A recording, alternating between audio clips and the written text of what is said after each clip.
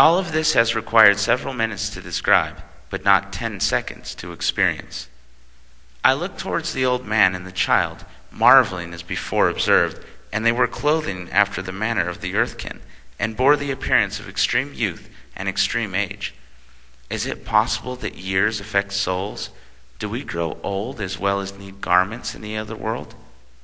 These queries suggested themselves, and while present in my mind, the old man came to my side and took me by my left hand, while the little girl, Nellie, as I subsequently learned she had been called by the dear ones left behind her, took my right hand and both said, "Come, Cynthia, they await you. Let us go meet them." I now made 3 important discoveries.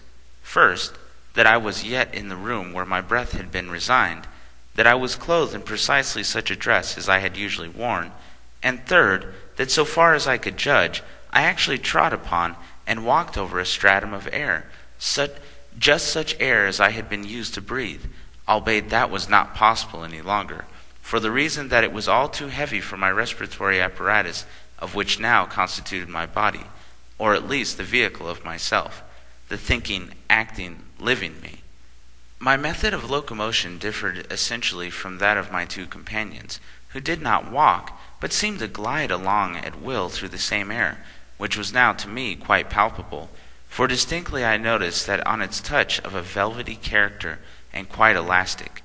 My feet moved, theirs did not, and so we passed out of the house through the open door, for a person had just entered.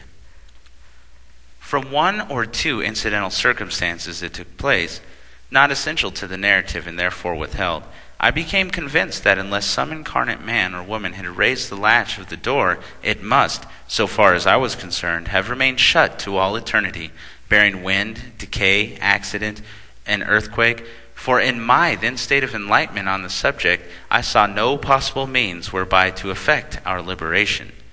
It struck me that unless some agency has been named came to our assistance, we must either make our egress by means of the chimney, or stay pinned up until the elements dissolved a portion of the edifice, or supposing it to be proof against the decay, a dreadful alternative, so it seemed, there we must have remained forevermore. Subsequently I learned that even were such a thing possible, and I never had got outside of that dwelling, yet it would be far less terrible than fear might lead one to imagine or suspect.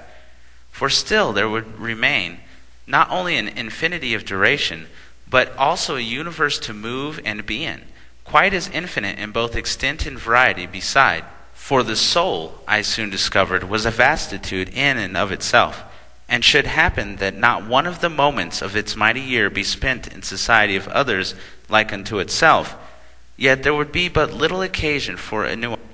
Not one lonely minute need be spent for all its days, if, for illustration's sake, I may predicate time of what whereof emotions and states are the minutes and the hours, might be profitably employed in visiting its own treasure houses and in counting the rare jewels stored away. Besides which, it could perform many a pleasant voyage, visiting mighty continents, rare islands, wondrous cities, and marvelous countries of its own tremendous being. Aye, it could amuse itself for ages in merely glancing at the hills, valleys, caverns, strange, deep caverns they are too, the oceans, forests, fields, fens, brakes, and marshes of its mighty self. Nor would its resources be exhausted at the thither end of the rolling wave of time, because time is not of the soul. Its duration and successions are of thought, not seconds, so wonderful, so vast, so illimitable, and taken as a unit so incomprehensible, save by the Oversoul himself, is the human being. Soul, thou august thing, felt thou mayest be, understood by none save God, and albeit we may explore a little of thy forelands, yet only he can penetrate thy depths.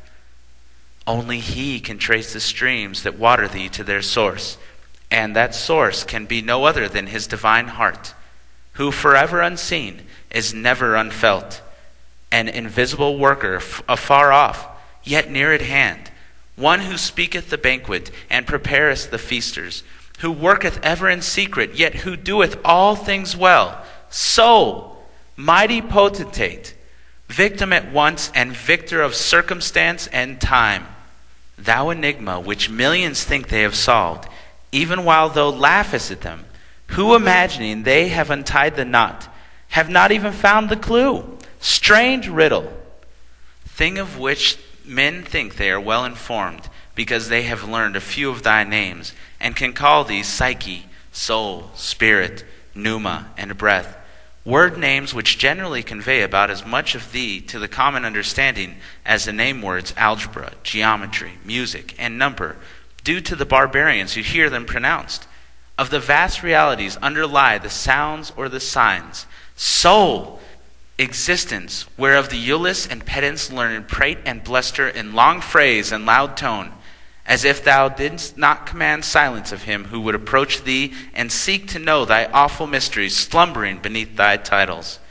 Soul, whereof everybody talks so much, but of which even the wisest of either earth or heaven knows so very little. Well, in my ignorance I felt that unless something material had opened that door, we must stay imprisoned there in that house upon the hill forever and forevermore.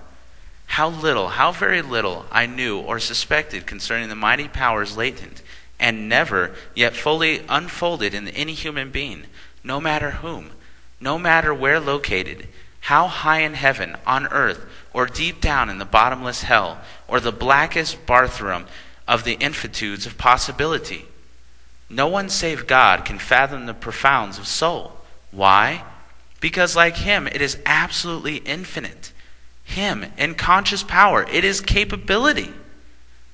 Very imperfect still, and necessarily so, yet my notions of the soul power were then exceedingly vague, crude, and undefined.